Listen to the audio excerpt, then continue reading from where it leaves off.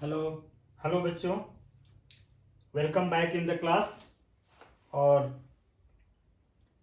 सबका हाल चाल ठीक है?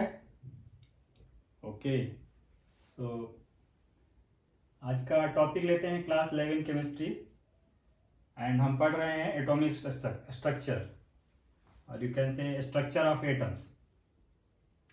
इसमें एक सब टॉपिक लेते हैं क्वांटम नंबर्स, या उसी में हमें पढ़ना है सेल, सबसेल एंड ऑर्बिटल्स के बारे में। क्वांटम नंबर के थ्रू ही हमें पढ़ना है सेल, सबसेल एंड ऑर्बिटल्स के बारे में। तो सबसे पहले एटम के बारे में थोड़ा सा देखते हैं कि जैसे एटम के बारे में है कि एटम के न्यूक्लियस में पॉजिटिव चार्ज होता है, क्योंकि न्यूक्लियस में प्रोटॉन और न्यूट्रॉन होता है। प्रोटॉन पॉजिटिव चार्ज होता है, इसके वजह से न्यूक्लियस पॉजिटिव चार्ज होता है और उसके चारों तरफ सर्कुलर ऑर्बिट होता है, जिसमें इलेक्ट्रॉन एक फिक्स पाथ पे रिवॉल्व करता है न्यूक्लियस के चारों तरफ। यानी कि हम कुछ इस तरह से देख सकते हैं। तो ये यदि मान लो कि कोई एटम है, तो इसके बीच में न्यूक्लियस है जो पॉजिटिव चार्ज है, और इसके चारों तरफ एक फिक्स ऑर्बिट में इलेक्ट्रॉन रिवॉल्व कर रहा है। तो यहाँ क्वेश्चन ये उठता है कि एटम, बहुत सारे एलिमेंट के अलग अलग अपने एटम होते हैं। जैसे मान लीजिए कि कैल्शियम का एटम है, तो कैल्शियम का जो एटॉमिक नंबर होता है 40 होता है। तो इसमें number of proton will be, calcium का जो एटॉमिक नंबर होता है 20 होता है। सो नंबर ऑफ प्रोटॉन 20 होगा और नंबर ऑफ इलेक्ट्रॉन भी 20 होगा, क्योंकि एटम न्यूट्रल है, तो इसलिए इसमें नंबर ऑफ इलेक्ट्रॉन भी 20 होगा। उस तरह से यदि कोई हम दूसरा एग्जांपल लें, जैसे मान लीजिए सोडियम लेते हैं, तो सोडियम का एटॉमिक नंबर 11 होता है, तो इसमें नंबर ऑफ प्रोटॉन्स 11 होगा और नंबर ऑफ इलेक्ट्रॉन्स भी 11 होगा। या इससे कोई छोटा एटम पकड़ते हैं, जैसे मान लीजिए कि कार्बन पकड़ते हैं, तो कार्बन का एटॉमिक नंबर 6 होता है, तो इसमें नंबर ऑफ प्रोटॉन्स 6 होगा और नंबर ऑफ इलेक्ट्रॉन्स भी 6 होगा। तो देख रहे हैं कि जैसे जैसे एटॉमिक नंबर बढ़ता है, वैसे वैसे नंबर ऑफ प्रोटॉन्स या नंबर ऑफ इलेक्ट्रॉन्स बढ़ते हैं। तो यहाँ क्वेश्चन उठता है कि क्या एटम तो एक ही तरह का होता है, तो क्या एटम में इलेक्ट्रॉन को रखने के अरेंजमेंट क्या है? क्या ये मैं कह रहा हूँ कि यदि कैल्शियम में 20 इलेक्ट्रॉन है, तो क्या 20 इलेक्ट्रॉन ये फर्स्ट ऑर्बिट पे ही है, या सेकेंड ऑर्बिट पे है, या थर्ड ऑर्बिट पे है, या फोर्थ ऑर्बिट है, कौन से ऑर्बिट पे है? या उसका यदि डिस्ट्रीब्यूशन है, तो उसका डिस्ट्रीब्यूशन का पैटर्न क्या है, यानी कितने इलेक्ट्रॉन फर्स्ट ऑर्बिट में है, कितने इलेक्ट्रॉन सेकेंड ऑर्बिट में है, और कितने इलेक्ट्रॉन थर्ड ऑर्बिट में है, and so on.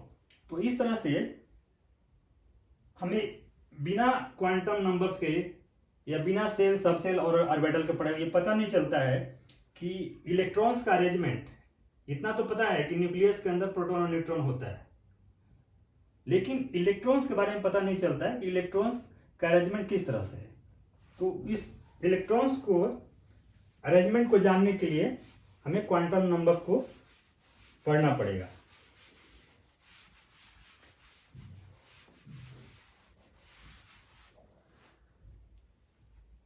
So basically, electrons remain in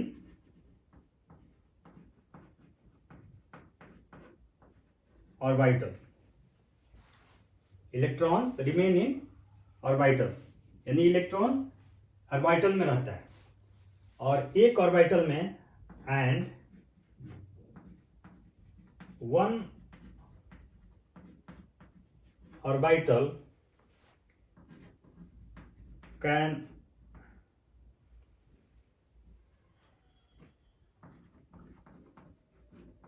occupy only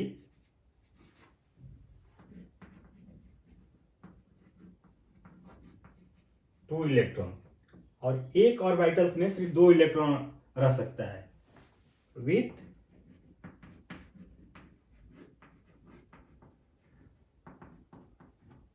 opposite spin.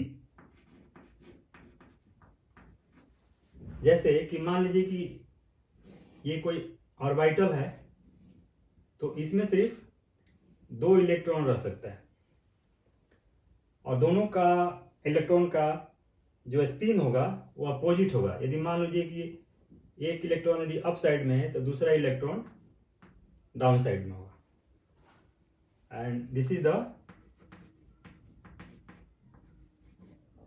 Orbital जिसमें इलेक्ट्रॉन रहता है। तो अब हमें देखना है कि एटम्स के अंदर ऑर्बिटल का क्या अरेंजमेंट है, ऑर्बिटल कैसे रहता है। तो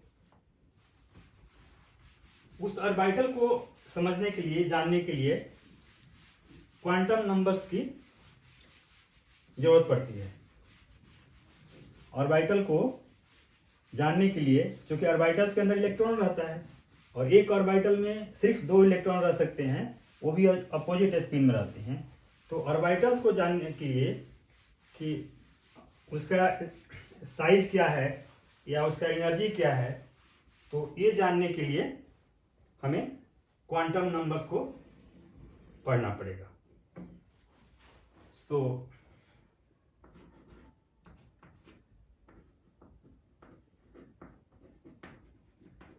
quantum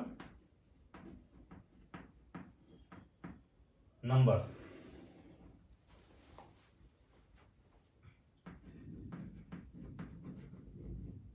are the set of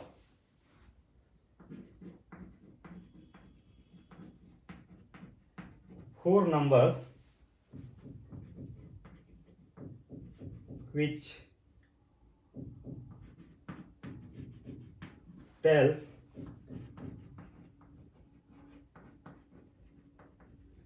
everything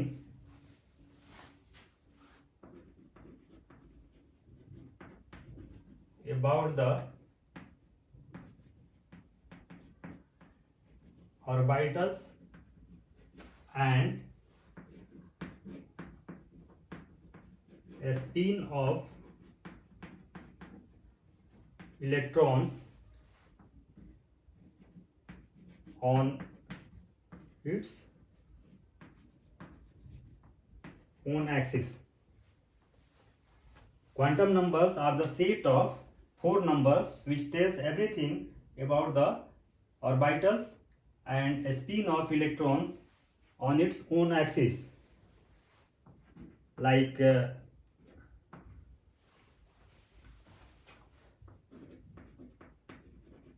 size, shape,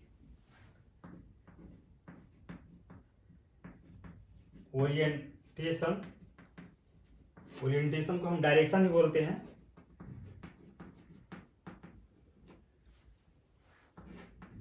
of orbitals.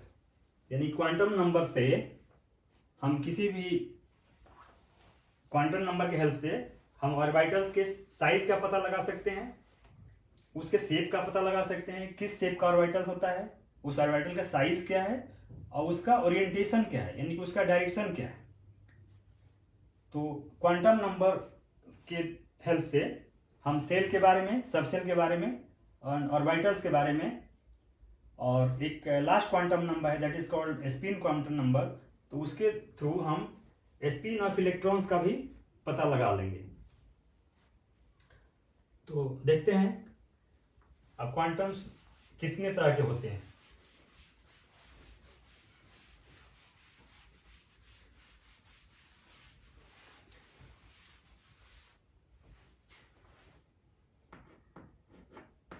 So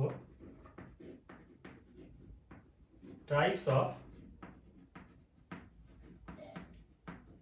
quantum numbers. First,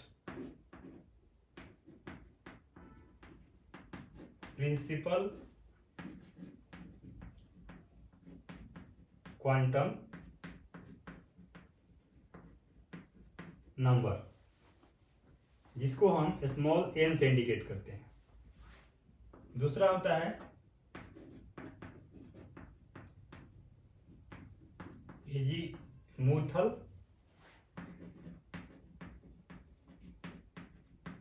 quantum number, जिसको स्मॉल एल से इंडिकेट करते हैं। तीसरा होता है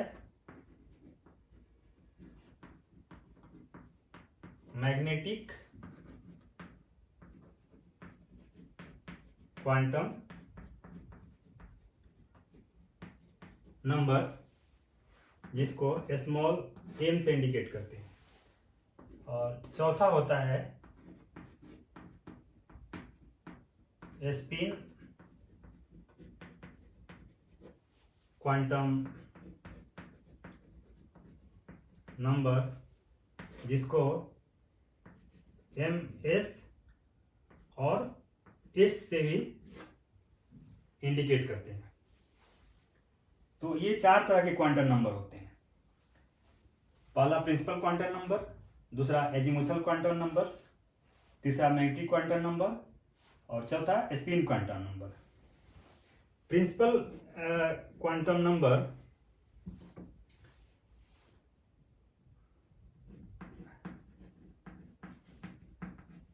describe about the cell. Azimuthal quantum number describe about the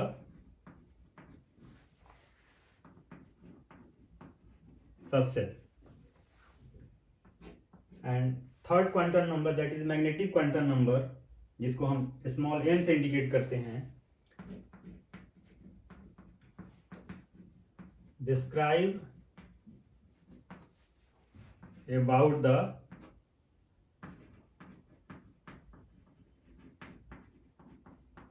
orientation of orbitals.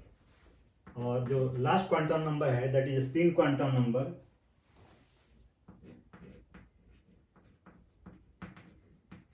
Describe about the spin off electrons on its own axis. इससे ये पता चलता है कि इलेक्ट्रॉन्स सिर्फ न्यूक्लियस के चारों तरफ ही चक्कर नहीं लगाता है, बल्कि अपने एक्सिस पे भी स्पिन करता है। लाइक जैसे कि अर्थ सन की तरफ चारों तरफ चक्कर लगाती है और साथ में अर्थ अपने एक्सिस पे भी स्पिन करती है, उसी तरह से इलेक्ट्रॉन अपने एक्सिस पे भी स्पिन करता रहता है, घूमता रहता है। तो अब इन चारों क्वांटम नंबर्स के बारे में हम वन बाय वन करके देखते हैं, वन बाय वन करके स्टडी करते हैं।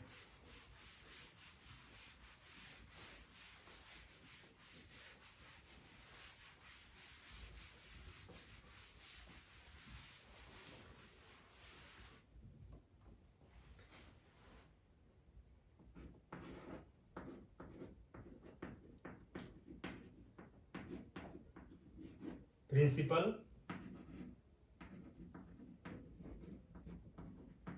क्वांटम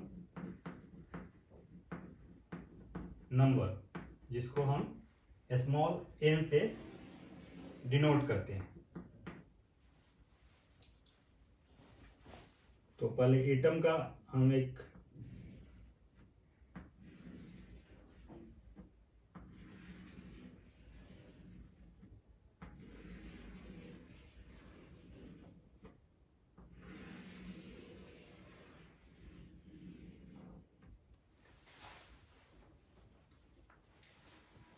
और ऑर्बिटल्स का हम ऐसे कह सकते हैं कि ऑर्बिटल्स जो है जिसमें इलेक्ट्रॉन्स रहता है और एक ऑर्बिटल्स में दो से ज़्यादा इलेक्ट्रॉन नहीं रह सकते हैं।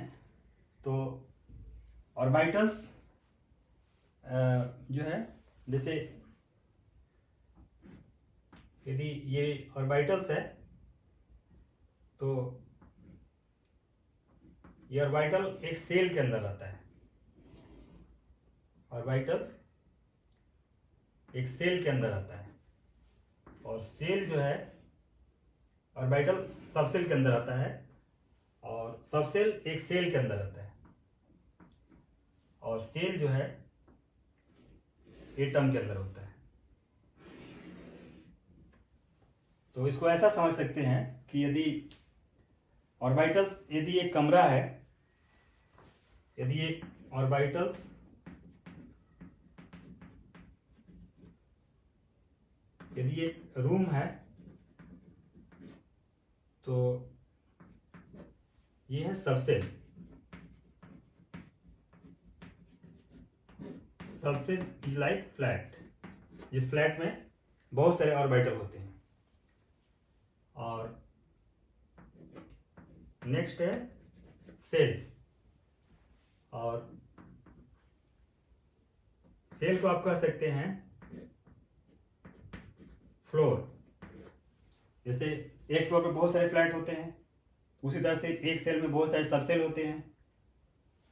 और सेल जो है एटम के अंदर रहता है, सेल एटम के अंदर होता है। तो यहां हमने एटम का फिगर बना दिया और एटम के बीच में न्यूक्लियस है और उसके चारों तरफ इलेक्ट्रॉन्स चक्कर लगा रहे हैं। तो इलेक्ट्रॉन्स एक फिक्स ऑर्बिट में चक्कर लगा रहे हैं, तो इसको हम सेल बोल सकते हैं। तो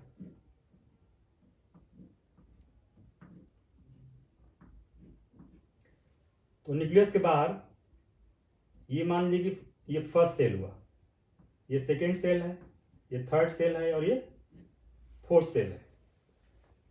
इसको हम वन को, फर्स्ट सेल को के भी कह सकते हैं।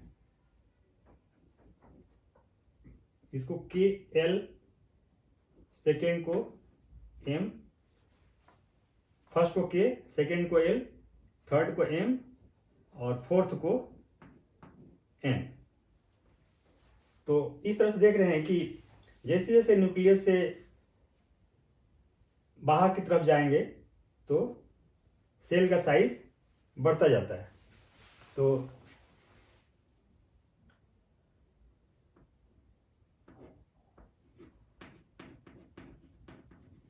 It is indicated by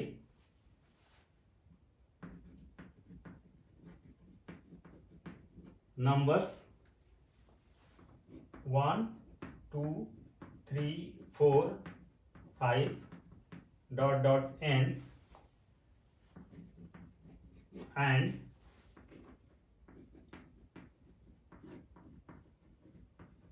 corresponds to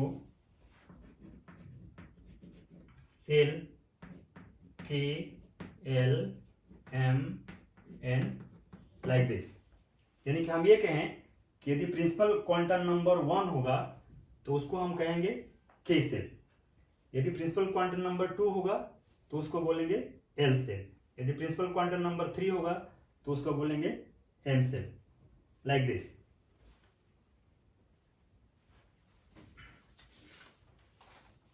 और यहाँ पे हम देख रहे हैं कि जैसे जैसे प्रिंसिपल क्वांटम नंबर, ये 1, 2, 3, 4, ये प्रिंसिपल क्वांटम नंबर को इंडिकेट कर रहा है। यानी प्रिंसिपल क्वांटम नंबर 1 मीन्स पहला shell, principal quantum number 2 means दूसरा सेल और प्रिंसिपल क्वांटम नंबर 3 मीन्स तीसरा सेल। तो इस तरह से देख रहे हैं कि जैसे जैसे प्रिंसिपल क्वांटम नंबर बढ़ता जा रहा है वैसे वैसे सेल्स की न्यूक्लियस से दूरी बढ़ती जा रही है, वैसे वैसे सेल की न्यूक्लियस से दूरी बढ़ती जा रही है।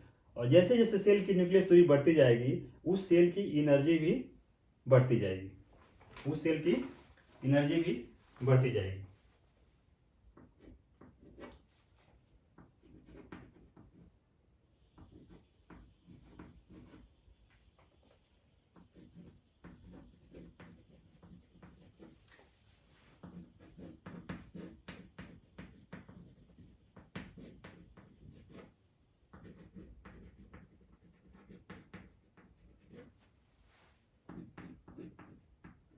Energy sequence of principal quantum number, यानी फर्स्ट सेल का energy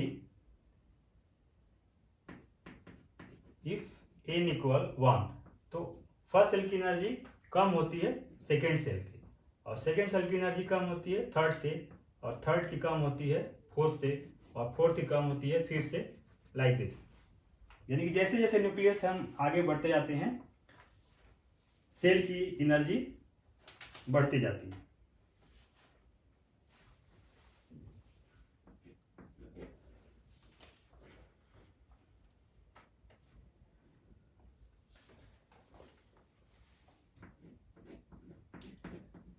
total number of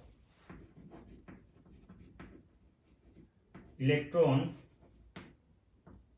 in a shell is fixed or calculated by 2n square. Total number of electrons in a cell is fixed oblique calculated by 2n square. यानी कि किस cell में कितना electrons रह सकता है वो हम 2n स्क्वायर फार्मूला से कैलकुलेट कर सकते हैं। जैसे कि मान लीजिए कि फर्स्ट सेल में कितना इलेक्ट्रॉन्स होगा, तो n की जगह पे हम 1 रख देंगे, so 2 into 1 that is first shell में 2 इलेक्ट्रॉन रह सकता है। First shell means K shell. उसी तरह से सेकेंड सेल में कितना इलेक्ट्रॉन होगा, n की जगह पे 2 रख देंगे, तो 2 into two that is 4, 4 into 2 8, यानी सेकेंड सेल में 8 इलेक्ट्रॉन रह सकता है। Second shell means l। उस तरह से थर्ड सेल का भी निकाल सकते हैं। थर्ड में 3 3 जा 9, 2 जा 18, सो थर्ड सेल में 18 इलेक्ट्रॉन रह सकता है। तो इस तरह से कि कौन से सेल में कितना इलेक्ट्रॉन होगा वो हम इस फार्मूले से निकाल सकते हैं।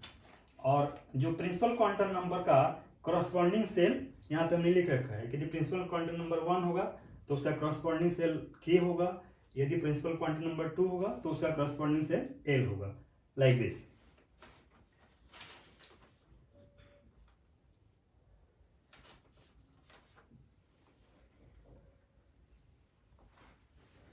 देन अगला quantum number azimuthal quantum number.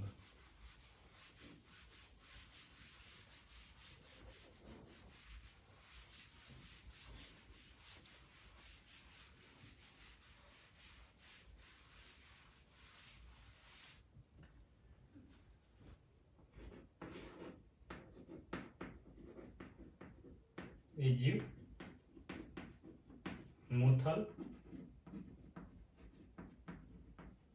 Quantum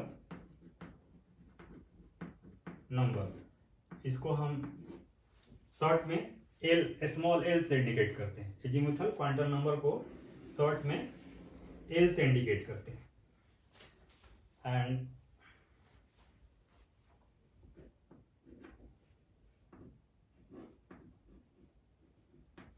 this quantum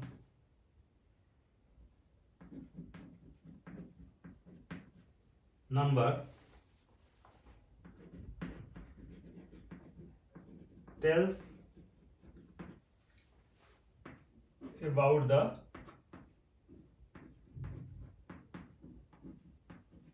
subset. This quantum number tells about the subset.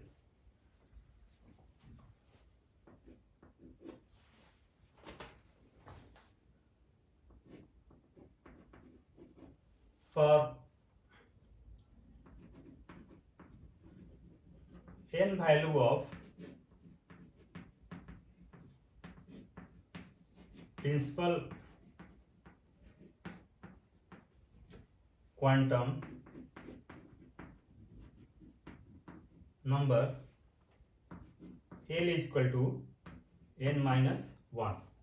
For n value of principal quantum number,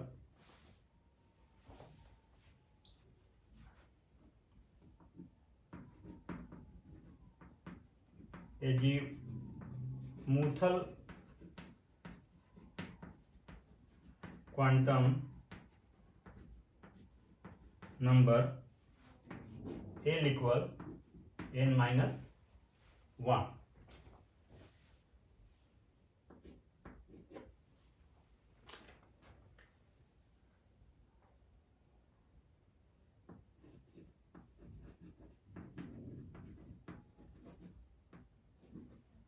Subcells are S, P, D, F, G, H, like this.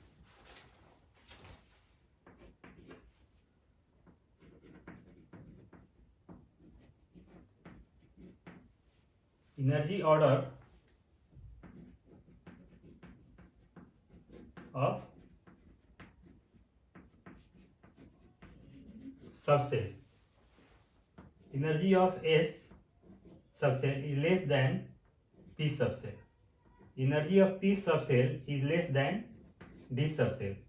Energy of D subcell is less than F subcell, like this and so on. So azimuthal quantum number से हम subshell का पता लगा सकते हैं कि एक cell में कितने सबसेल होते हैं, और for n value of principal quantum number azimuthal quantum number L equal n minus 1. यदि मान लीजिए कि प्रिंसिपल क्वांटम नंबर 1 है तो L की वैल्यू हो जाएगी 1 माइनस 1 दैट इज 0. यदि प्रिंसिपल क्वांटम नंबर 2 है तो L की वैल्यू हो जाएगी 2 minus 1 that is 1.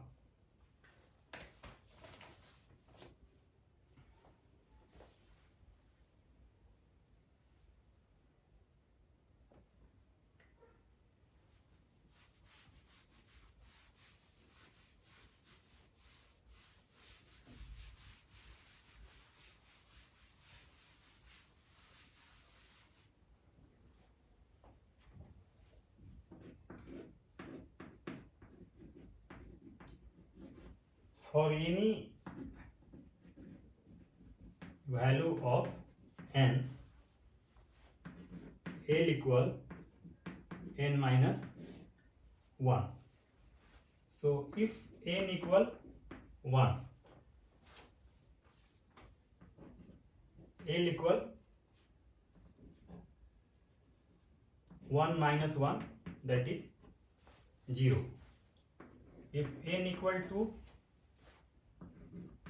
L equal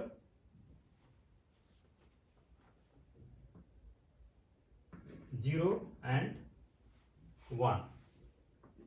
If n equal 3, L equal 0, 1, 2.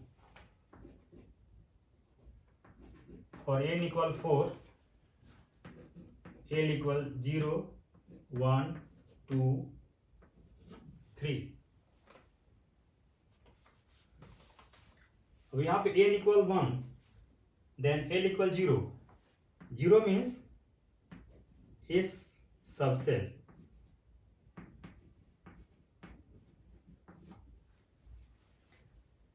If n equal to L equal 0 and 1, for any value of n, L equal n minus 1, and you can say, और यहाँ पे देख रहे हैं कि L की value 0 and 1 है, तो यहाँ पे S and P subshell.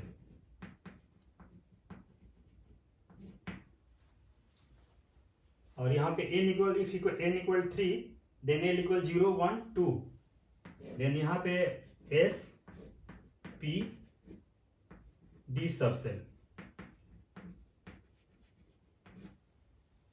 If n equal 4, L equal 0, 1, 2, 3. So S, P, D and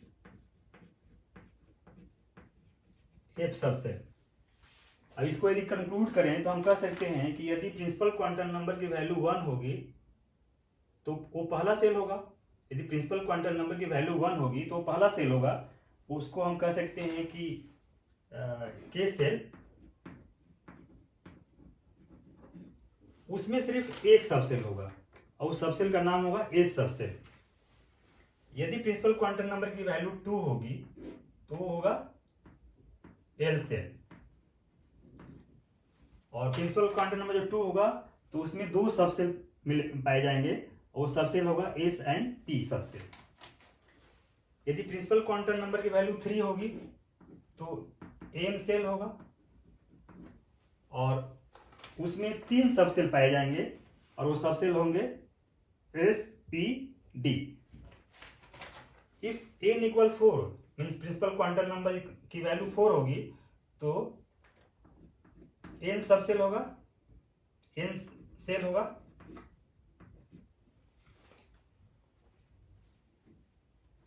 और एल की वैल्यू होगी 0 1 2 3 और उसमें टोटल 4 सबसेल होगा एस पी डी एफ। यानी कि हम कंक्लूड कर सकते हैं कि यदि प्रिंसिपल क्वांटम नंबर 1 होगा तो उस सेल में यानी पहले सेल में एक सिर्फ सबसेल होगा। यदि दूसरा सेकेंड प्रिंसिपल क्वांटम नंबर में यानी कि दूसरे सेल में 2 सबसेल होंगे। उसी तरह से तीसरे सेल में 3 सबसेल होंगे और चौथे सेल में 4 सबसेल होंगे। यदि 5वां सेल होगा तो उसमें 5 सबसेल होंगे। यदि छठा होगा तो 6 सबसेल होंगे, like this.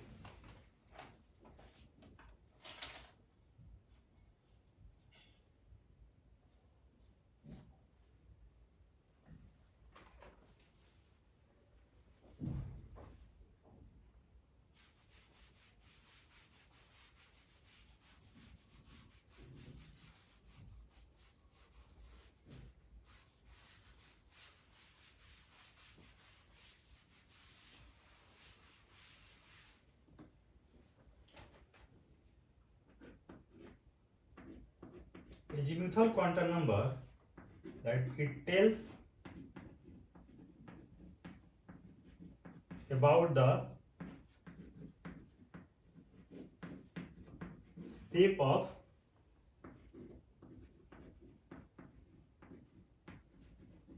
subcell. It tells about the shape of subcell.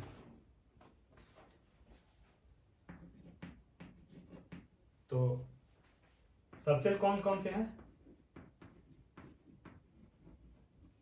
और उसका शेप क्या होगा। तो हमने देखा कि पहला जो सबसेल है वो दैट इज एस सबसेल और इसका शेप होगा स्फेरिकल लाइक बॉल और यू कैन से क्रिकेट बॉल। दूसरा सबसेल है पी, इसका शेप होता है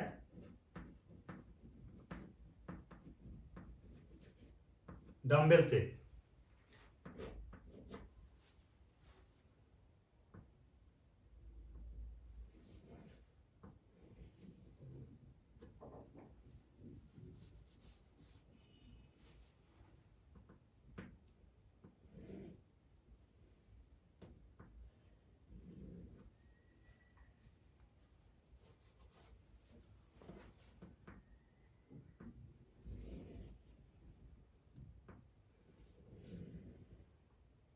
लाइक दिस डम्बल, जैसे कि जो जिम में मिलता है जिसे लोग हाथ में लेके और अपना मसल फिट करते हैं, लेकिन डम्बल लाइक शेप होता है। Then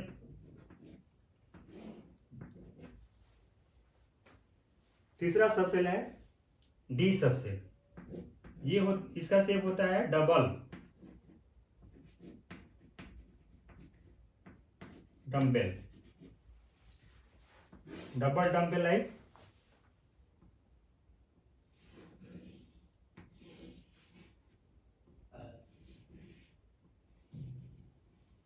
like this.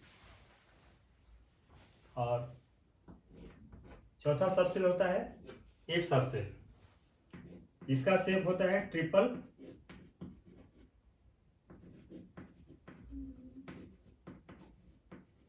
डम्बल, यानी इसमें 3 डंबल बने होते हैं। ये लोब्स हैं, डंबल के लोब्स हैं, इसको हम लोब्स बोलते हैं, लोब्स। तो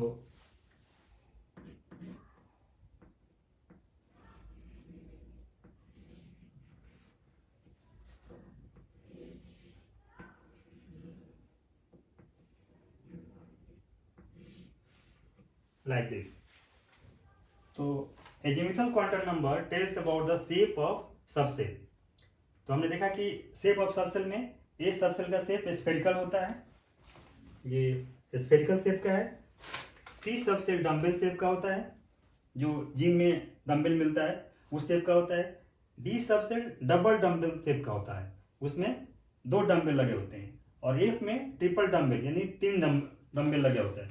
तो इस तरह से हमने देखा कि एलिमेंटल क्वांटम नंबर से हमें सबसेल की एनर्जी के बारे में पता चलता है और उसके शेप के बारे में पता चलता है, और एक सेल में कितने सबसेल होते हैं उसके बारे में पता चलता है। तो और इन शॉर्ट हम ये भी कह सकते हैं कि यदि एल की वैल्यू 0 होगी तो एस सबसेल होगा, यदि एल की वैल्यू 0 और 1 होगी तो एस एंड टी सबसेल होगा, यदि एल की वैल्यू 0 1 2 होगी तो S P and D subshell होगा, यदि एल की वैल्यू 0 1 2 3 होगी तो S P D and F subshell होगा। या इसको और कंक्लूड करें तो यदि एल की वैल्यू 0 होगी इट मीन्स कि एस सबसेल, यदि एल की वैल्यू 1 होगा इट मीन्स पी सबसेल, और यदि एल की वैल्यू 2 होगी तो डी सबसेल, और एल की वैल्यू 3 होगी तो S subshell.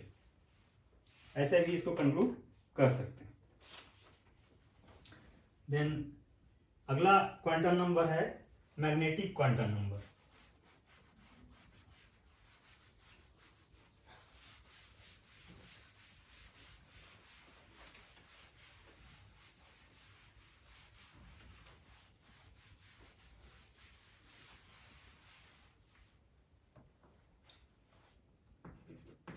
Third is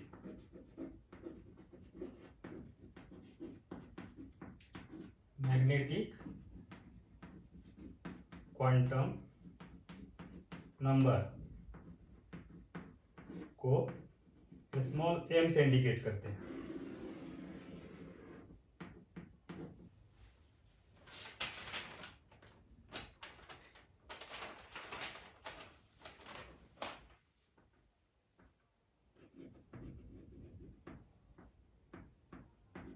This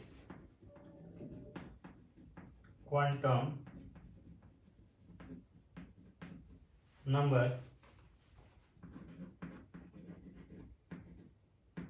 tells about the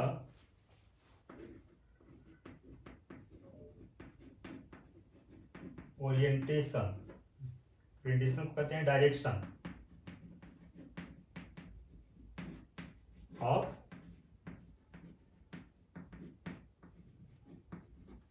orbitals. Magnetic quantum number m, this quantum number tells about the orientation of orbitals.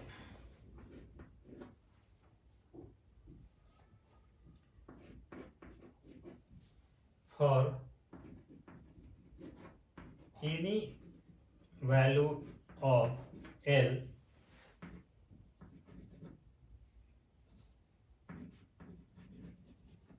value of m will be minus L2 plus L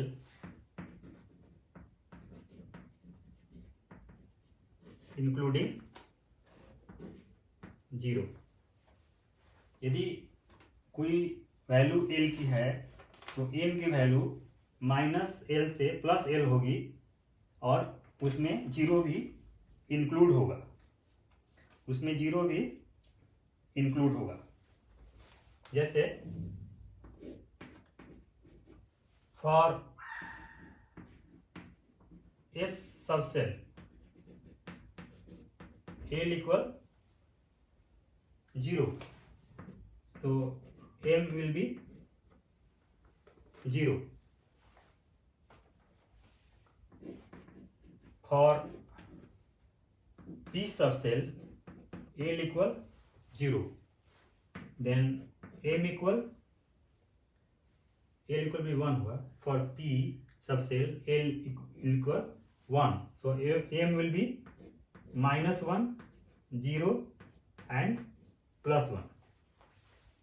And for D subcell value of L will be 2 or M equal -2, -1, 0, +1 and +2.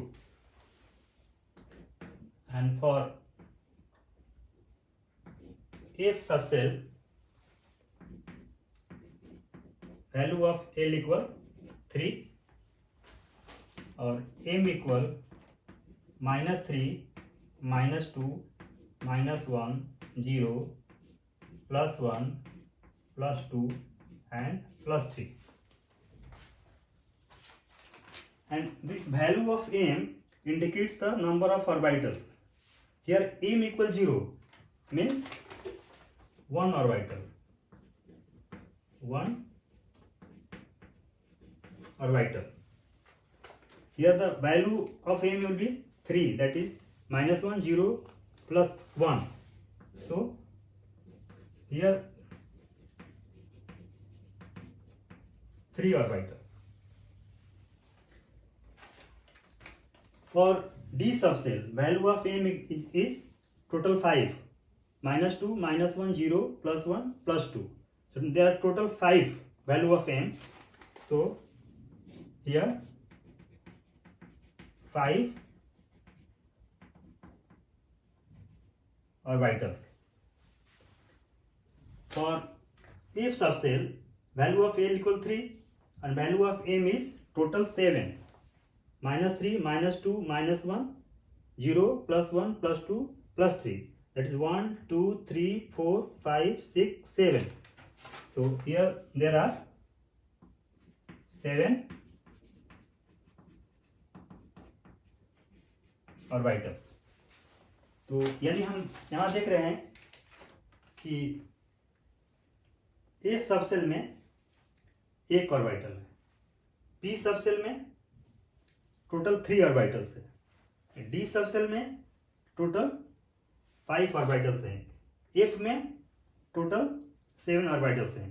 यानी कि 1, 3, 5, 7. तो यदि आगे यदि हम कोई जी आता है, यदि कोई जी सबसेल आता है तो वहां पे नंबर ऑफ ऑर्बिटल्स हो जाएगा 9. तो इस तरह से आगे बढ़ेगा ये. एंड और इसका देखते हैं कि ओरिएंटेशन फिर कैसा होता है इसका, यानी डायरेक्शन कैसा होता है ऑर्बिटल्स का.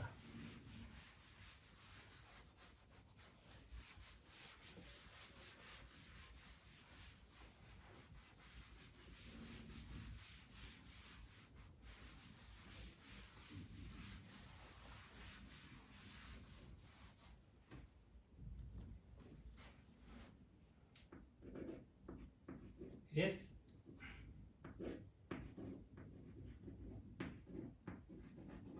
S subcell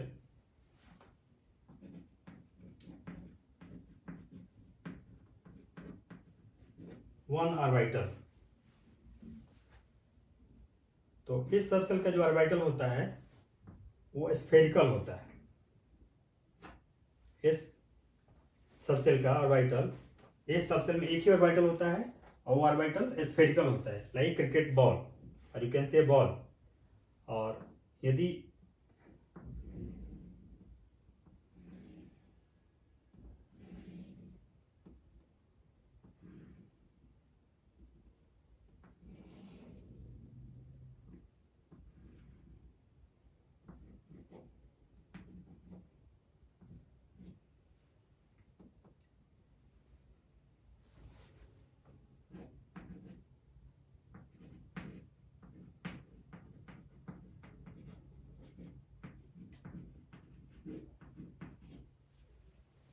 और इसका जो ओरिएंटेशन होता है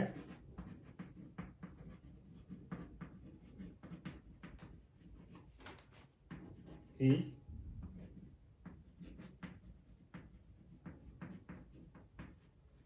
symmetrical in all direction.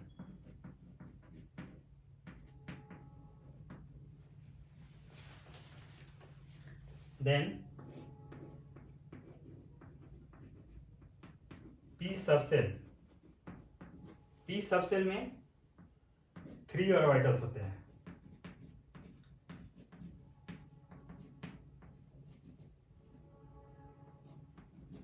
P subshell में 3 ऑर्बिटल्स होते हैं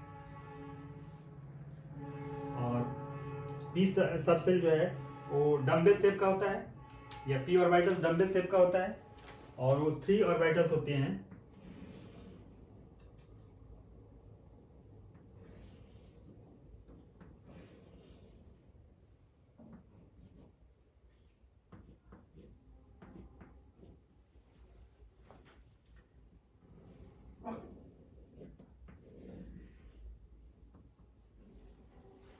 like px orbital,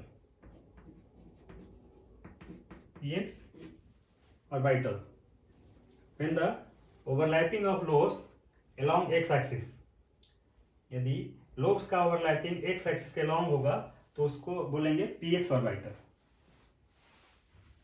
then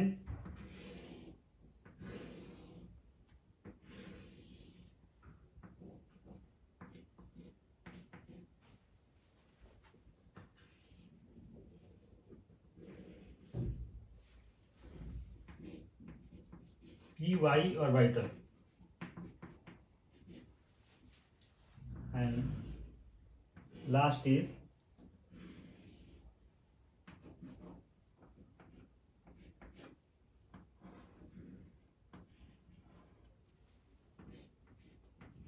pz orbital,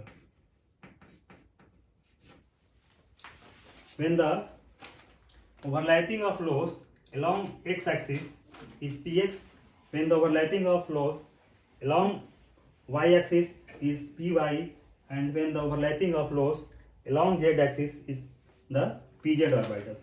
तो जो 3 ऑर्बिटल्स होते हैं p के वो होते हैं px, py एंड pz। देन d सबसेल,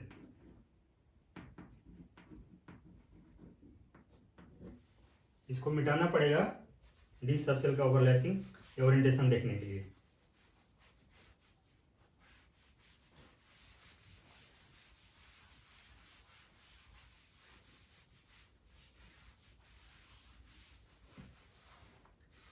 तो डी सबसेल में 1 3, तो डी सबसेल में 5 ऑर्बिटल्स होते हैं, 5 ऑर्बिटल्स होते हैं और एफ सबसेल में 7 ऑर्बिटल्स होते हैं, 7।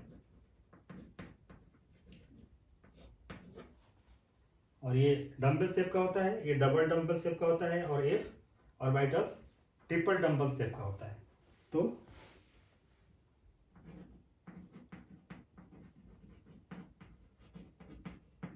Orientation of D orbitals, D orbitals होते हैं D X Y, D Y Z, D X Z, D X square minus Y square और डी जेड स्क्वायर। तो इसका ओरिएंटेशन हम देखते हैं।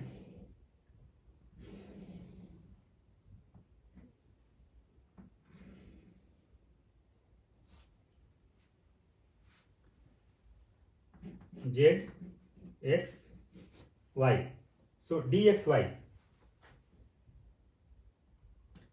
the lobes lies between the x and y axis, so this is the z,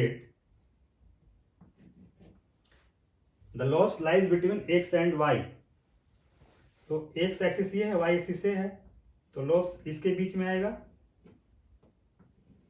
ऐसे, और double dumbbell है तो इस तरह से, and this is dxy। next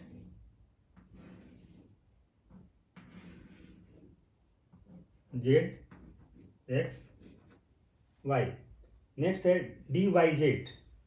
तो इसका जो लोब्स है lies between the Y and Z axis. तो जेड एक्सिस से है, वाई एक्सिस से है। तो इस तरह से हम इसको ले सकते हैं।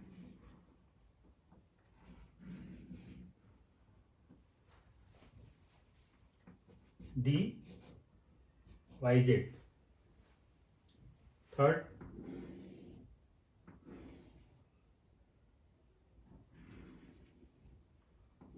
Z X Y and third is D X Z. तो lobe will lies between the x and z axis. So x axis से है, z axis से है।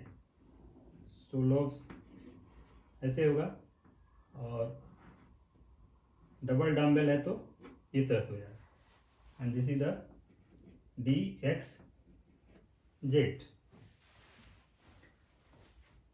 Then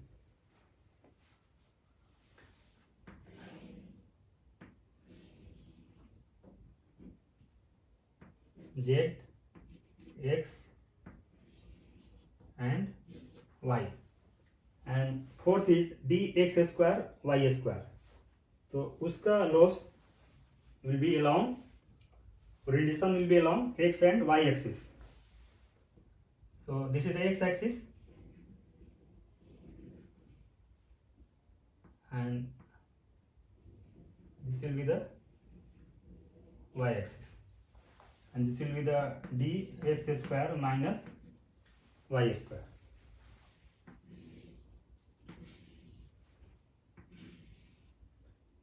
Z x y and last बचा है dz square when the lobes will overlap along the z axis.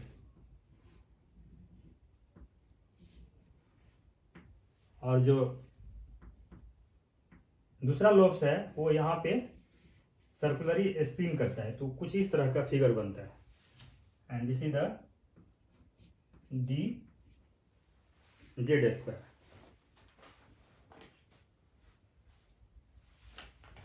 तो this is the total 5 D orbitals orientation. If sub shells चूंकि triple dumbbell है, so it's very complicated, so इसको छोड़ देते हैं इसको। नेक्स्ट और the last magnetic quantum number is spin quantum number.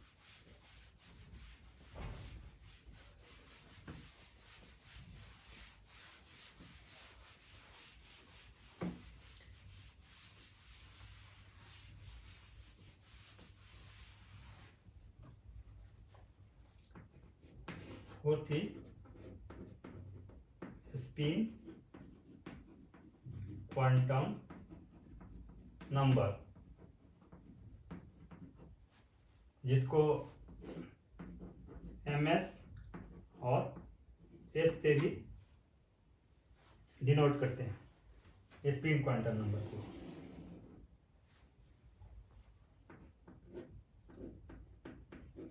It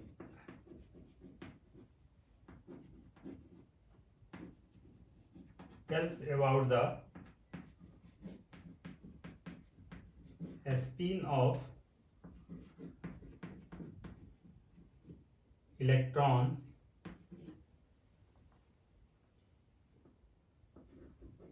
on its own axis. It tells about the spin of electrons on its own axis.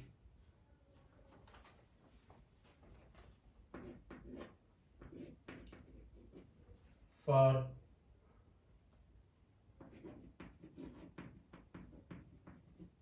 a given value of m, a spin quantum ms can be plus 1 by 2 or minus 1 by 2.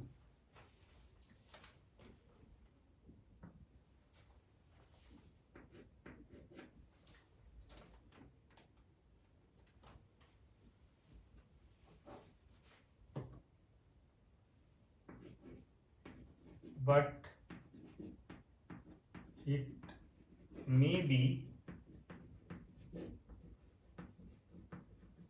represented by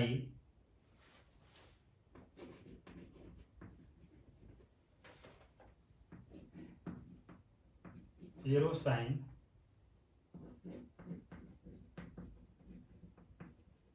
pointing in opposite direction.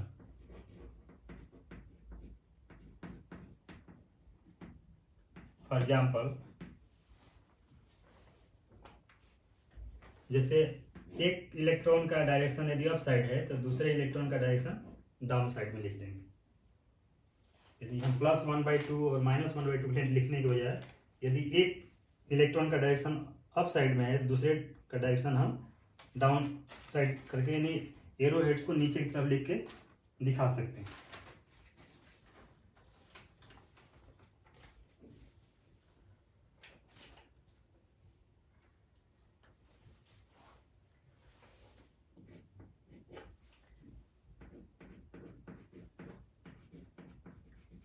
It tells about the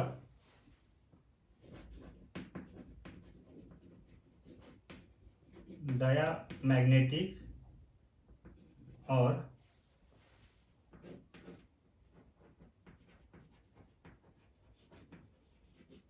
paramagnetic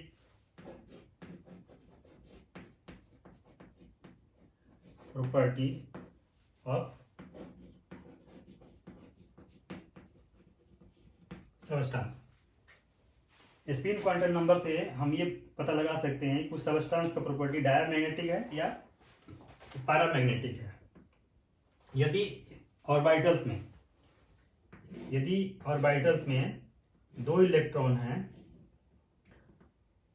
और उनका spin एक दूसरे के opposite है तो इस तरह के सबस्टांस पैरामैग्नेटिक होगा, डायमैग्नेटिक होगा। और यदि किसी सबस्टांस का के ऑर्बिटल में एक ही इलेक्ट्रॉन है तो ये पैरामैग्नेटिक होगा, डायमैग्नेटिक। और ये जो होगा वो पैरामैग्नेटिक होगा।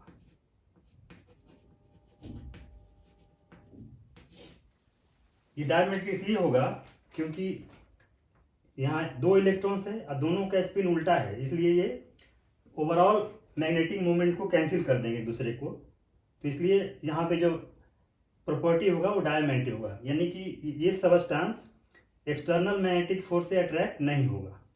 जबकि इसके केस में जहाँ पे एक सिंगल इलेक्ट्रॉन है इसका मैग्नेटिक मोमेंट कैंसिल नहीं होगा, तो इस सबस्टांस से कुछ ना कुछ मैग्नेटिक मोमेंट होगा, जिसके वजह से इस तरह के सबस्टांस बाहर के एक्सटर्नल मैग्नेट से अट्रैक्ट हो जाएंगे and that is called paramagnetism. तो इस तरह के सबस्टांस पैरामैग्नेटिज्म स्टोर करेंगे और उस तरह के सबस्टांस को पैरामैग्नेटिक बोलेंगे। तो स्पिन क्वांटम नंबर से कुछ हम इस तरह के प्रॉपर्टी को भी आइडेंटिफाई कर सकते हैं।